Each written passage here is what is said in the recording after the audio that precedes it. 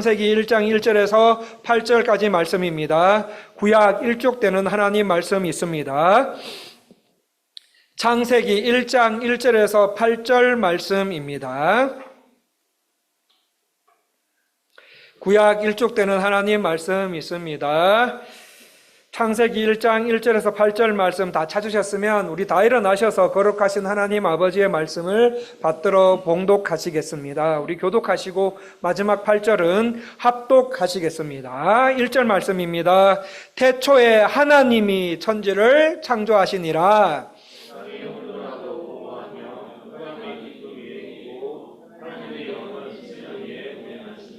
하나님이 이르시되 빛이 있으라 하시니 빛이 있었고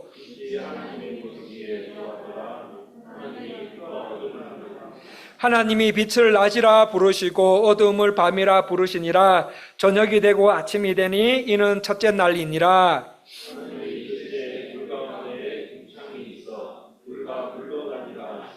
하나님이 궁창을 만드사 궁창 아래의 물과 궁창 위의 물로 나뉘게 하시니 그대로 되니라. 하나님이 궁창을 하늘이라 부르시니라. 저녁이 되고 아침이 되니 이는 둘째 날이니라. 이는 주의 말씀입니다. 착삭하십시오. 주보 있으신 분들께서는 뒤쪽에 있는 이달의 온가족 암송 말씀을 봐주시고 없으신 분들께서는 앞에 PPT를 봐주시겠습니다. 우리 2월달 온가족 암송 말씀 다 같이 읽기를 시작하겠습니다. 요한복음 17장 3절 말씀. 영생은 곧 유일하신 참 하나님과 그가 보내신 자 예수 그리스도를 아는 것이니이다. 아멘. 우리 한 번 더 읽어볼까요? 우리 한 번 더 2월달 온가족 암송 말씀 다 같이 읽기를 시작하겠습니다. 요한복음 17장 3절 말씀. 영생은 곧 유일하신 참 하나님과 그가 보내신 자 예수 그리스도를 아는 것이니이다. 아멘. 우리 2월 달에도 우리 교회 영유아부부터 청년대학부까지 전 교육부서가 이 한 말씀을 가지고 다 암송합니다. 그러므로 성도님들께서도 어떻게 하셔야 됩니까? 성도님들뿐만 아니라 성도님들 댁에 있는 자녀들까지 온 가족이 2월 달에는 이 말씀을 가지고 암송해 주시기를 부탁드립니다. 자, 성도님들 하루에 하늘을 몇 번 정도 보시는 것 같습니까? 몇 번 보십니까? 저는 이게 눈이 나쁩니다. 눈이 좀 많이 나빠서 하루에 한 3번에서 4번 정도 하늘을 보는 것 같습니다. 높은 하늘을 보고 있으면 눈도 마음도 편안해지는 것 같습니다. 이 하늘을 포함한 천지 만물은 누가 만드셨습니까? 하나님께서 만드셨습니다. 그렇다면 나는 누가 만드셨습니까? 하나님께서 만드셨습니다. 이 세상에 시작이 있는 것들의 모든 시작이 있는 것들의 가장 처음에 온 우주 만물과 이 세상에 존재하는 모든 것들을 무에서 유로 창조하셨습니다. 그렇다면 세상을 살면서 내 인생이 망가지고 다시 회복되기 어렵다라고 판단하신다면 누구를 생각하셔야 됩니까? 하나님을 생각하셔야 됩니다. 왜냐하면 하나님께서 천지와 나를 만드셨기 때문에 아무리 망가진 나라도 나와 내 인생의 설계도를 누가 가지고 계세요? 하나님. 나와 내 인생의 설계도를 가지고 계시는 하나님께서 내 인생을 다시 창조해 주시면 된다. 하나님께서 내 인생을 다시 창조해 주시면 나는 가장 아름답고 참된 인생을 살아갈 수가 있기 때문입니다. 이 세상을 누가 창조하시고 나는 누가 창조하셨는지, 그리고 누가 나와 세상을 이끌어 가시고 다스려 가시는지, 누구 앞에 겸손하게 엎드려야 하는지 바로 알고 생활하는 것은 정말 중요합니다. 저와 성도님들의 아버지 하나님께서 태초에 천지를 창조하셨습니다. 6일 동안 창조하셨습니다. 자, 6일 동안 무엇으로 창조하셨습니까? 말씀으로. 빛이 있으라 라고 말씀하신 그대로 빛이 생깁니다. 이것을 통해서 알 수 있는 우리의 신앙의 고백이 무엇입니까? 하나님께서 하신 말씀은 그대로 되는구나. 하나님 말씀은 단 1.1핵도 땅에 떨어짐 없이 그대로 다 이루어진다는 것을 믿고 알고 믿으며 신앙생활하자. 비록 나는 내 몸에 죄의 파편을 가지고 있는 사람이라 말씀을 들을 만큼 바로바로 팍팍 변하지 않고 더디게 변화될 수 있지만 하나님 말씀은 그대로 나에게 다 이루어질 줄 믿고 계속 성령님과 함께 수고와 눈물이 있는 신앙생활을 해서 하나님 보시기에 좋은 모습으로 빚어져 가는 저와 성도님들이 되셔야 한다고 말씀을 드렸습니다. 그 하나님께서 6일 동안 천지 만물을 창조하셨는데 첫째 날에는 빛을 만드셨습니다. 빛을 만드셔서 낮과 밤을 나누셨습니다. 자, 둘째 날에는 하늘을 만드셨습니다. 하늘을 만드셔서 위에 물과 아래 물을 나누시고 셋째 날에는 하늘 아래에 있는 물을 어떻게 하셨습니까? 물을 모여라, 물 모여라 이렇게 해서 바다와 이 바다와 육지를 나누셨습니다. 이렇게 첫째 날부터 셋째 날까지 하나님께서는 사람들과 생물들이 살 수 있도록 큰 틀을 만드시고 넷째 날부터 여섯째 날까지는 만들어 놓으신 그 큰 틀 안에서 필요한 내용물들을 채워 넣으셨습니다. 그렇게 빛, 하늘, 바다, 땅, 자연과 같이 하나님께서 만들어 놓으신 모든 창조물들은 아무리 봐도 질리지가 않은 것 같아요. 질리지 않고 오히려 나이를 먹으면 먹을수록 하나님께서 어떻게 이렇게 세상을 지으셨을까? 참 신묘막측하게 세상과 사람들을 지으셨다 하는 그 의미를 하나하나 깨달을 때마다 어떻게 해야 합니까? 하나님의 자녀로 나를 하나님 자녀 삼아주신 그 하나님께 감사드리게 되는 것 같아요. 이 공식적으로 인간이 만든 피라미드 중에는 세계에서 가장 높은 피라미드가 어디에 있습니까? 이집트에 있습니다. 하지만 학계는 인정하지 않아요. 학계는 인정하지 않지만 비공식적으로 세계에서 가장 높은 피라미드가 멕시코 시티와 가까이 있는 테오티우아칸이라는 곳에 있습니다. 이 테오티우아칸에 있는 태양 피라미드는 이집트에 있는 피라미드보다 넓이는 조금 작아요. 넓이는 조금 작은데 높이는 조금 더 높다고 합니다. 이 가보신 분들은 아시겠지만 약 2000년 전에 그걸 보고 야 이거 2000년 전에 사람들의 실력으로 지은 거 맞냐라는 말이 나올 정도로 굉장히 훌륭하게 지어놨습니다. 지금은 태양 피라미드 같은 경우에는 아마 못 올라가도록 되어 있을 겁니다. 그런데 10년 전에 제가 멕시코 시티에 살 때만 해도 태양, 달, 깃털 달린 뱀 피라미드 이거 다 올라갈 수가 있었습니다. 이 태양 피라미드 가장 꼭대기에는 뭐가 있는가 하면 마야 문명 이전부터 주로 최강의 군사로 뽑힌 전사의 심장을 도려내서 신께 바친 제단이 있습니다. 그 피라미드 가장 꼭대기에 올라가서 주변의 경관을 둘러보면 정말 아름다워요. 정말 아름답고 얼마나 웅장한지 모릅니다. 그런데 사람들이 만들어 놨잖아요. 사람들이 만들어 놓은 피라미드가 아무리 웅장하고 높다 해도 한 3번, 4번 올라가니까 더 이상 올라가기 싫어지더라고요. 그래서 그때 시티에서 섬겼던 교회의 새로운 청년이나 저보다 나이 어린 청년들이나 대학생들이 이제 한국에서 타지에서 우리 그때 섬겼던 교회에 와서 등록하면 관광 요청을 할 때가 있는데 그러면은 대부분 그때는 담임 목사님이 관광을 다 시켜주셨는데 바쁘셔서 저보고 대신 가라 할 때가 있습니다. 그러면은 이제 제가 갑니다. 그러면 나이 어린 청년들, 대학생들 데리고 피라미드 입구까지 갑니다.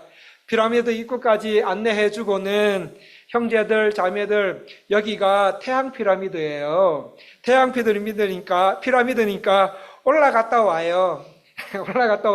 나는 밑에 있을 테니까 조심히 올라가고 정상에 도착하면은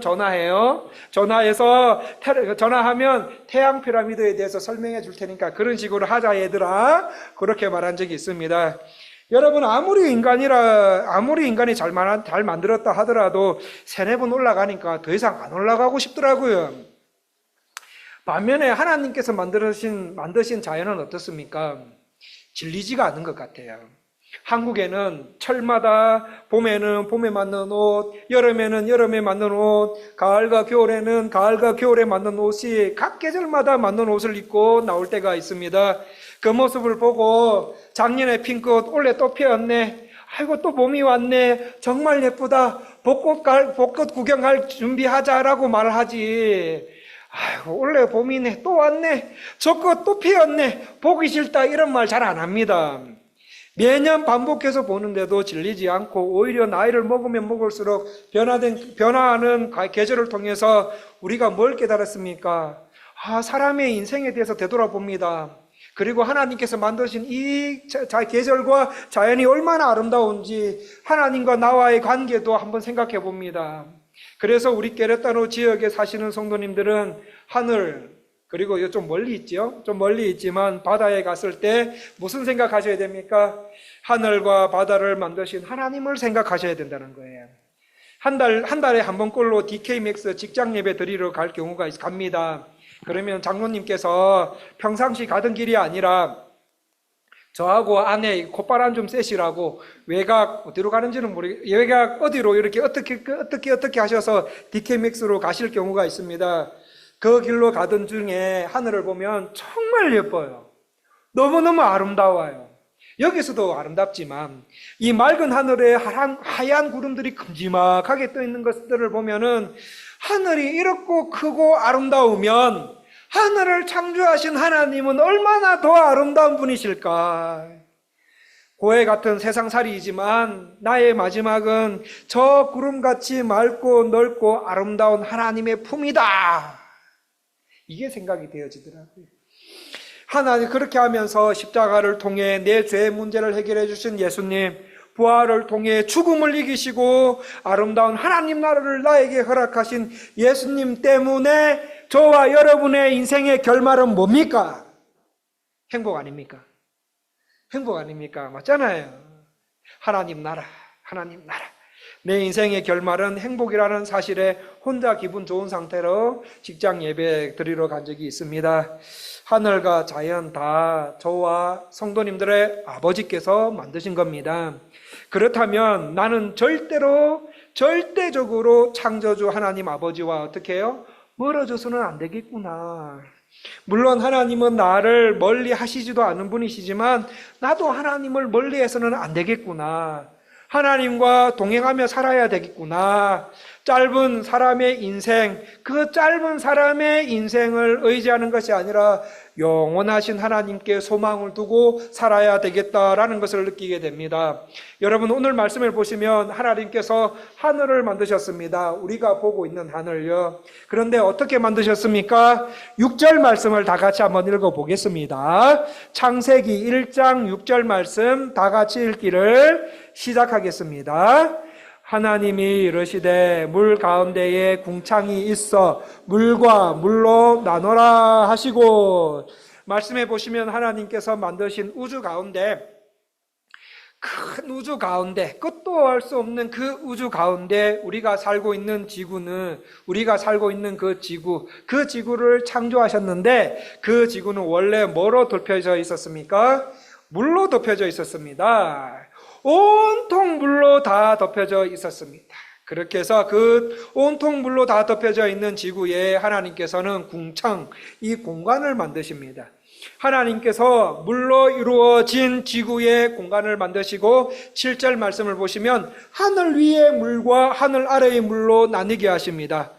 하나님께서 지구에 있는 물에게 물아, 궁창 위의 물과 궁창 아래 물로 나뉘어라 라고 말씀하셨을 때 물이 예 하나님 하면서 윗물과 아랫물로 나누어지게 됩니다. 성도님들, 하나님 말씀 한마디에 온통 지구를 뒤덮고 있던 물이 위의 물과 아랫물로 나누어지는 광경을 한번 상상해 보십시오. 얼마나 장관이겠습니까? 그것도 하루 만에 그냥 이 광활하고도 넓은 지구 중간에 공간이 만들어져 버리면서 물이 위의 물과 아래로 쫙쫙 나누어지더니 지구가 숨을 쉬기 시작합니다.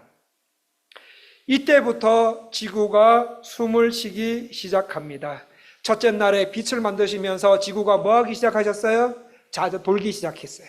자전하기 했습니다. 그리고 이때 둘째 날부터 지구가 어떻게 하기 시작했습니까? 궁창이 나누어지고 그 가운데 이제 지구가 숨을 시작합니다. 숨을 쉬기 시작하면서 위에 있는 물은 어떻게 해요? 위에 있는 물은 비의 형태나 우박의 형태나 눈의 형태로 이렇게 아래로 떨어지고 아래에 있는 물들은 위로 올라가게 됩니다. 이렇게 순환하는 거지요. 내려오고 위로 올라가고 이렇게 순환되면서 끝없이 사람들과 지구의 모든 생명체들이 살아갈 수 있는 공기와 영양분을 공급해 주기 시작합니다. 그래서 역사적으로 인간의 문명은 대부분 어디 옆에서 시작됩니까? 강 옆에서, 물이 있는 데서. 왜냐하면 물과 열매는 사람의 생명을 유지하는 데 결정적인 역할을 하는 아주 중요한 것이기 때문에, 그래서 하나님께서 처음 하늘을 만드시는데 하늘 위에 물과 아래 물이 있었다라고 말씀하셨어요. 여러분, 하늘 위에 있는 물은 넓게 보면 우리 육안으로 보이는 구름 있지 않습니까? 그 구름에 있는 물부터 시작해서 우리가 눈에 안 보이는 수증기층까지, 좁게 보면은 대기권에 있는 수증기층을 말하기도 합니다. 학자들마다 이 물이 뭐야? 라고 약간의 견해가 있지만 이런 하늘, 이렇게 정도는 보시면 될 것 같아요. 그래서 이런 하늘 위에 물이 있기 때문에 어떤 일이 벌어지게 됩니까? 우주 어디에서 하나님께서 첫째 날에 만들어 놓으신 빛이 지구로 들어오면서 하늘 위에 있는 물을 통과하지 않겠습니까? 물을 통과하면서 어떤 빛은 반사가 되어서 없어져 버리고 지구 대기를 통과한 빛은 어떻게 합니까? 장차 지구 안에 살아야 할 사람들과 생명들이 살기에 적절한 온도를 유지할 수 있도록 그 빛이 보존이 됩니다. 그래서 하늘 위 대기층에 있는 물이 있는 노아 홍수 전까지 살았던 사람들이 보통 몇 살까지 삽니까? 해보니까요, 평균 900살이더라고요. 평균 900살 정도 삽니다. 그런데 우리 시대는 길어봤자 100세, 더 길어봤자 120세까지 사는데 하늘 위에 물이 있는 그 시대에 살았던 사람들은 평균 900살, 굉장히 오래 살았는 거죠. 그런데 오늘 말씀을 다시 한번 되돌아가 보면 오늘 말씀을 가장 먼저 알았던 이 창세기 1장 1절부터 8절까지를 창세기를 먼저 알았던 출애굽한 이스라엘 백성들을 이 말씀을 읽으면서 무엇을 배웠겠습니까? 하나님께서 하늘을 지으셨고 하나님께서 비를 내려주시는구나. 하나님께서 공급해 주셔야 우리는 사는 사람들이구나. 요거를 배웠습니다. 이것을 배우고 배운 말씀대로 믿으면서 이 땅을 열심히 살아가고 있었습니다. 그러다가 이스라엘이 가나안 땅에 들어가게 되는데 가나안 땅에 들어가서 열심히 농사 지으며 살아가야 되는데 농사에서 제일 필요한 게 뭡니까? 비입니다. 비. 그런데 이스라엘 백성들보다 먼저 살고 있었던 가나안 사람들이 있었어요. 거기에 가나안 7족속부터 시작해서 여러 가지 족속이 있었거든요. 이스라엘 백성들보다 먼저 가나안에 살았던 사람들은 비를 누가 준다고 생각했는가 하면 바알이 준다고 믿고 있었습니다. 그래서 가나안 사람들이 비를 내려달라고 열심히 바알 우상신에게 빌고 있었습니다. 이 모습을 본 이스라엘, 이상하다. 하나님께서 하늘을 만드셔서 비를 내려주시는데 하나님께서 비를 내려주시는데 어떻게 저 가나안 사람들은 바알이 비를 준다고 하지? 아니야! 나는 하나님이 주신다고 믿어! 하면서 강력하게 처음에는 하나님 아버지께서 하늘에서 비를 주신다라는 신앙과 확신을 가지고 가나안 땅에서 살아가고 있었습니다. 그런데 조금 더 시간이 지나자 이스라엘 백성들 자녀들이 학교에 갑니다. 학교에 가니까 학교에 가도 뭐라 그러는가 하면 비는 바알이 준다라고 배워옵니다. 이 이스라엘 자녀들이 비는 바알이 주는 거라고 하는데요, 엄마 아빠 하면서 이렇게 배워옵니다. 그런데 어른들도 그렇습니다. 어른들이 회사에 가도 비는 누가 준다고요? 바알이 준다고 이야기를 하고 커피숍에서 안 믿는 아주머니들을 만나서 같이 이야기를 하는데 가난한 아주머니들도 비는 바알신이 주는 거니까 어서 아세라신과 사랑을 해야 돼. 그래야지 바알신과 아세라신이 사랑을 많이 해야지 비가 많이 내려오는데, 하여튼 그렇게 해서 그래야지 비가 많이 내려와서 우리 남편이 하는 농사일 잘 돼서 많은 수확을 얻기도 하고 그걸 팔아서 돈도 많이 벌고 그렇게 되면 우리 가족도 배부르게 살 수 있는데 라는 이 기대의 말들을 그렇게 쏟아내더라는 것입니다. 쏟아냅니다. 가나안 땅에 사는 대부분의 사람들이 비는 바알이 내린다라고 믿으며 농사를 짓고 있었습니다. 그러자 이 이스라엘 백성들 어떻게 이 생각이 변화되는가 하면, 처음에는 하나님이 비를 주셔. 하나님이 우리에게 공급해 주시는 거야. 하나님이 우리에게 필요한 것을 공급해 주시는 거야. 그렇게 굳은 믿음과 신앙으로 살아가는데 점차 바알이 준다라고 믿는 사람들과 섞여 살다 보니 어떻게 생각이 변화되어 가는가 하면, 이 이스라엘 하나님의 백성들, 하나님을 믿기는 믿지만 바알도 섬겨야 되는 거 아니야? 세상 돌아가는 것 보니 이 바알이 주는 것 같기도 하는 것 같은데, 나도 그러면 나도 바알에게 비를 달라고 빌어야 되나? 택함 받은 백성으로서 하나님을 믿어야 된다. 하나님만 믿고 하나님만 의지하며 살아가야 된다라는 말은 하지만 세상의 방식도 따라가야 되지 않는가 하면서, 그때부터 그들의 하나님의 백성들이 하나님의 절대 주권의 신앙과 하나님의 영광을 위해서 살기 위한 그 삶의 신앙들이 흔들리기 시작하더라는 말씀입니다. 여러분, 이렇게 여러분도 마찬가지 아닙니까? 만약에 이러한 신앙, 하나님의 절대 주권과 하나님의 영광을 아는 그 하나님의 영광을 위해서 살아가는 이런 신앙이 세상을 사시면서 흔들리기 시작할 때, 이런 신앙이 흔들리기 시작할 때, 당시 이스라엘 백성들과 오늘날 살아가는 우리들에게 하나님은 어떤 믿음을 사용하라고 말씀하십니까? 하나님께서 하늘을 지으셨다. 하나님께서 하늘을 지으셨다. 이 세상을 주관하시는 분은 하나님이시다. 비를 공급해 주시는 하나님을 믿음으로 이 세상을 살아가라고 말씀하시는 거예요. 성도님들, 우리가 사는 이 땅에서 자꾸 세상은 뭐라고 말합니까? 내가 열심히 노력하느냐에 따라서, 너가 열심히 노력하느냐에 따라서 성공하고 실패하는 거다. 그러니까 네가 기준이다. 네가 기준이다. 세상을 의지해야 풍성한 삶을 약속받을 수 있다라고 말을 합니다. 그런데 하나님은 뭐라고 말씀하십니까? 아니야! 나 하나님이 모든 것을 지었고, 나 하나님이 모든 것을 가지고 있고, 시와 때를 따라 나 하나님이 하늘을 열어서 너희들이 필요한 모든 것을 공급하시고 보내는 거란다. 이렇게 말해요. 그런데 이 이스라엘 백성들, 교회에서는 예배 드릴 때 하나님 우리 아버지께서 천지를 창조하셨습니다. 하나님께서 하늘도 창조하셨고 하나님이 하늘의 보고를 여시고 필요한 모든 것을 공급해 주시는 분이심을 배웁니다. 결단합니다. 믿어집니다. 그래서 하나님을 믿고 의지하자라는 결단으로 세상에 나가 삽니다.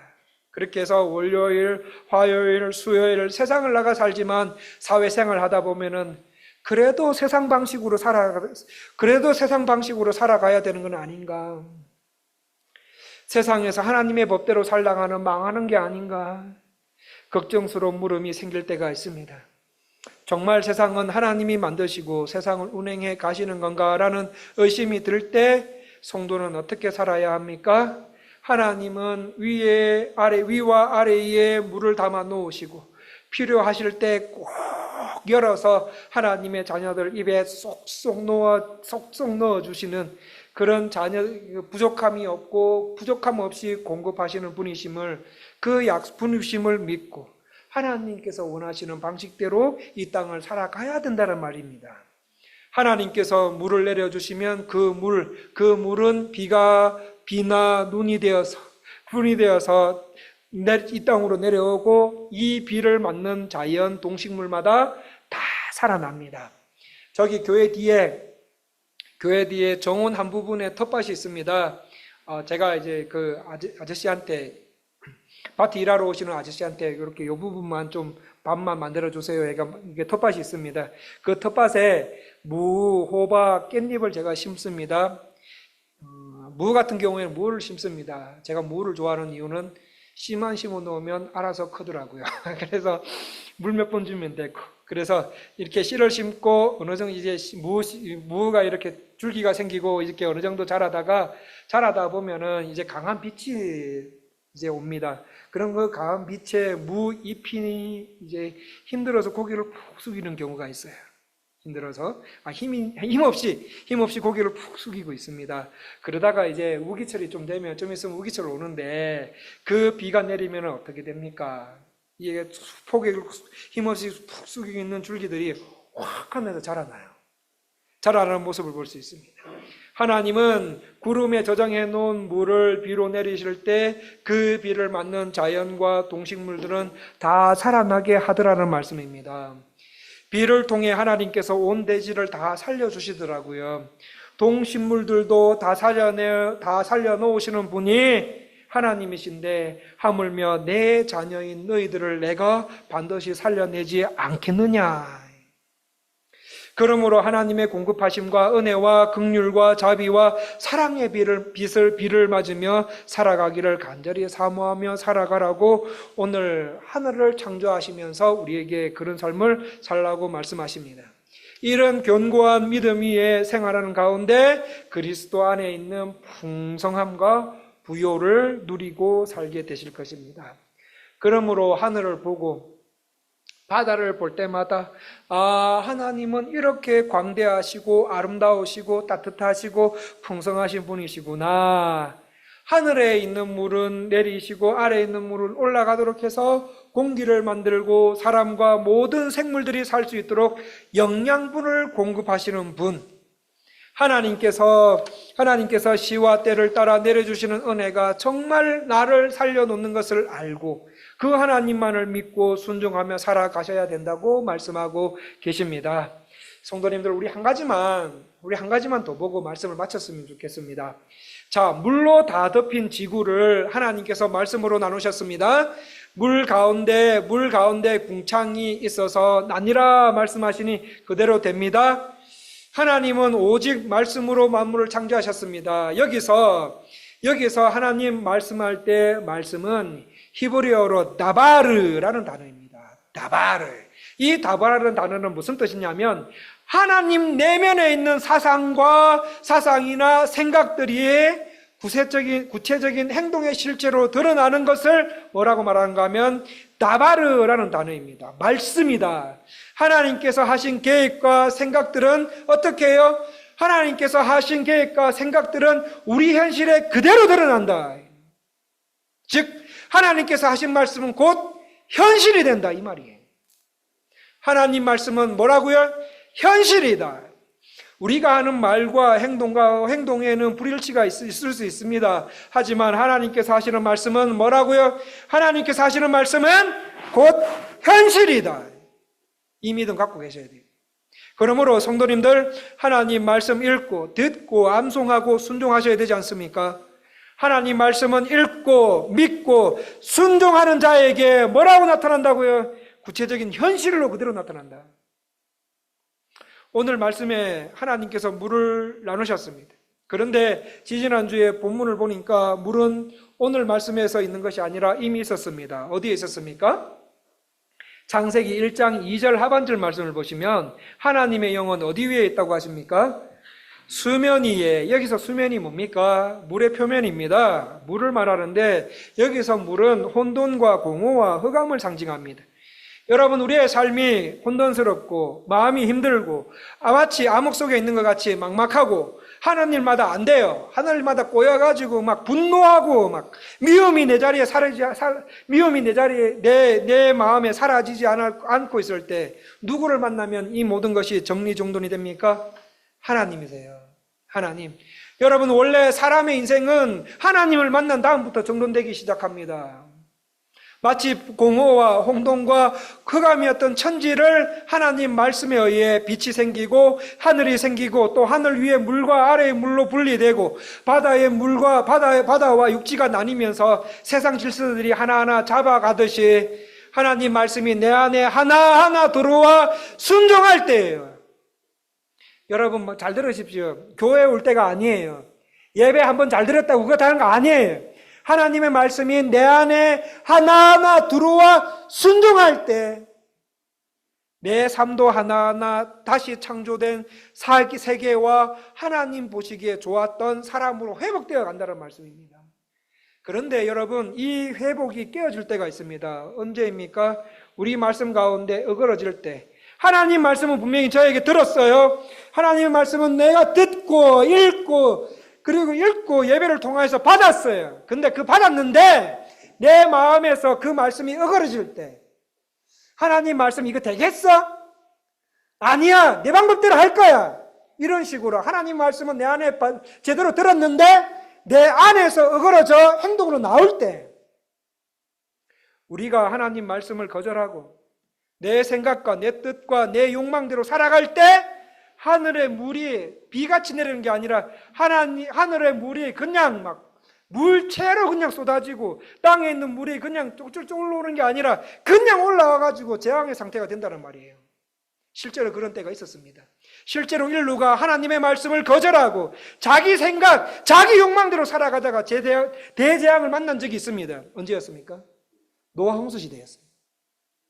노아의 홍수는 내가 하나님의 말씀을 거절할 때 나는 재앙 같은 인생 된다 이거예요. 하나님 말씀 거절할 때 나는 재앙 같은 인생을 살게 된다는 것을 실제적으로 보여주는 사건이에요. 성도 여러분, 우리가 매주 하나님께 예배 드리지만 예배만 드리고 직장에서 회사에서 삶의 터전에서 말씀이 내 안에서 거절되어지면 질수록 여러분의 인생은 점점 깨어질 거예요. 깨집니다. 여러분의 인생은 재앙과 같은 삶이 될 거예요. 저주와 같은 삶을 살게 될 거예요. 하나님이 이분을 구원하시기 전까지 그러한 삶을 살게 됩니다. 그러므로 말씀이 곧 현실이다. 말씀이 곧 현실이라는 믿음을 굳건히 하시고 말씀이 나에게 경계를 지어주면 넘어가지 않도록 하시고 말씀이 정리해 주는 대로 사셨으면 좋겠습니다. 세상을 살아가면서 어떤 것을 선택하실 때 내 경험과 이성, 내 생각과 계획이 아니라 하나님의 말씀이 내 결정의 기준이 되도록 하셔야 됩니다. 이것저것 정보를 받으시고 이 사람에게 정보를 받으시고 저 사람에게 정보를 받으시고 또 기도하면서 이렇게 하나님께서 주시는 감동이나 이런 것들이 있을 때 최종적으로 받아서 최종적으로 결정할 때 생각하셔야 될 게 뭐냐? 성경에는 어떻게 적혀 있더라? 이거 결정하셔야 돼요. 이거 생각하셔야 돼요. 하나님 말씀은 뭐라고 말씀하시더라 하면서 말씀을 찾고 두드리시는 거예요. 부단히 찾으셔야 돼요. 말씀이 내 삶의 결정의 기준이 되어야 된다. 세상을 창조하신 그 말씀이 우리에게 임하고 그 말씀이 나를 통과해서 온전히 실행되는 생활 가운데 하나님께서는 우리의 삶의 어수선함과 혼란을 거두시고 참된 질서를 잡아가게 하십니다. 그래서 하나님 말씀이 온 우주를 구성하는 근본 원리다, 로고스다, 질서인 것을 알게 하시기 위해서 말씀이 육신이 되어 우리 가운데 오신 분이 계십니다. 누구십니까? 예수님이세요. 그래서 예수님께서 말씀하시면 흑암 가운데 혼돈스럽게 거칠게 몰아치는 물결도 잠잠하게 됩니다. 예수께서 말씀하셨습니다. 큰 광풍이 일어나며 물결이 배에 부딪혀 들어와 배에 가득하게 되었더라. 예수께서 깨어 바람을 꾸짖으시며 바다더러 이르시되 잠잠하라 고요하라 하시니 바람이 그치고 아주 잔잔하여지더라. 예수님은 어떤 분이십니까? 예수님께서는 큰 광풍과 바다에게 잠잠하라 고요하라 말씀하시면 말씀하시는 대로 잠잠하고 고요하게 됩니다. 예수님께서 말씀하시면 평화와 화목을 되찾게 됩니다. 이전에 멀리 있던 너희가 그리스도 예수 안에서 그리스도의 피로 가까워졌느니라. 또 십자가로 이 둘을 한 몸으로 하나님과 화목하게 하려 하심이라. 원수된 것을 십자가로 소멸하시고 예수님은 나에게 있던 죄를, 그 죄를 대신하여서 십자가로 소멸하시고 하나님과 우리 사이를 화목하게 해주신 분이십니다. 하나 예수님께서는 평화와 화목을 주시는 분이십니다. 예수님은 하나님과 나 사이에 죄된 관계가 아니라 사랑의 관계가 되게 하시는 분이십니다. 왜냐하면 예수님이 누구시기 때문에요? 예수님이 물이시기 때문에. 생명의 물. 구약에서 물은 혼돈과 두려움과 심판, 죽음을 상징합니다. 그런데 이 상징한 물이 언제 평화와 화목의 물로 바뀝니까? 예수님이 이 땅에 오셨을 때부터 바뀌게 됩니다. 그래서 예수님 자신을 어떻게 소개하십니까? 내가 살아있는 뭐라고요? 물이다. 이렇게 말씀하세요. 내가 살아있는 물이다, 생수다라고 말씀하세요. 그래서 내가 생수니 어떻게 해요? 나를 마셔라. 나를 마셔라. 우리가 예수님을 마시기 위해서 예수님은 어떻게 하셨습니까? 십자가에서 친히 매달리셔서 물과 피를 다 쏟으시니 물과 피를 예수님께서 십자가 위에서 물과 피를 다 쏟으실 때 그 쏟으신 물이 누구 입에 들어왔어요? 내 입에 들어오는 거예요. 그래서 그 물을 마시는 자마다 어떻게 해요? 구원받아요. 생수이신 예수님을 마시는 자마다 무질서한 인생이 하나님의 질술로 바뀌게 되고 어두움을 빛으로, 목마름을 하나님의 시원함으로 변화되게 됩니다. 어떻게 할 때예요? 성령님의 다스리심 속에서 말씀을 읽고 먹고 마시고 순종하는 가운데입니다. 우리 가운데 성도 여러분, 현재 어두운 가운데 생활하시고 계시는 분 계십니까? 삶의 경계들이 무너져 내려서 지금 혼란 가운데 계십니까? 그렇다면 예수님을 전적으로 의지하시면서 그 예수님의 말씀에 순종하십시오. 예수님의 말 한마디에 모든 만물은 잠잠하고 고요해집니다. 예수님 때문에 우리는 평화를 다시 찾고 하나님과 화목한 관계를 회복할 수가 있습니다. 말씀을 마무리하겠습니다. 성도님들, 이번 한 주도 하늘 많이 보십시오. 많이 보셨으면 좋겠어요. 그래서 바쁘시겠지만 대부분 다 바쁘십니다. 바쁘시지만 우리 일반 계신 하늘을 보실 때마다 아이고 하늘 멋있네, 파란색이네, 그렇게 하지 마시고 오늘 말씀을 떠올리시는 겁니다. 저 하늘은 누가 만드셨을까? 하나님께서 만드셨지. 우주를 만드신 하나님께서 지구라는 작은 별을 선택하셔서 우리 인간과 생명체를 살 수 있도록 대대적인 공사를 하셨지. 빛을 만드시고 물로 꽉 차 있는 지구 가운데 궁창을 내버리시고 하늘 위의 물과 아래 물로 나누셔서 사람과 지구의 모든 생명체들이 살아갈 수 있는 공기와 영양분을 공급해 주시기 시작하셨지. 하나님께서 하늘을 지으셨고 하나님께서 비를 내려주시는 분이시구나. 나는 하나님께서 공급해 주셔야 살아갈 수 있는 존재이구나. 이거를 깨닫는 거예요. 하늘을 보시면서 이 세상을 주관하시는 분은 하나님이시다. 그러므로 나는 하나님께서 원하시는 방법으로 살아가야지. 성경에 보니까 여호와께서 너를 위하여 하늘의 아름다운 보고를 여시사 내 땅에 때를 따라 비를 내리시고 내 손으로 하는 모든 일에 복을 주신다. 이렇게 말씀하셨어요. 하나님 어떻게 할 때요? 하나님의 말씀을 삼가 잘 듣고 순종하며 살아갈 때. 그러므로 하나님의 말씀을 삼가 잘 듣고 순종하며 살아가야지. 이게 나와야 된다는 거예요. 어떻게 볼 때요? 하늘을 볼 때. 하나님은 모든 것을 가지고 계시는 분이시다.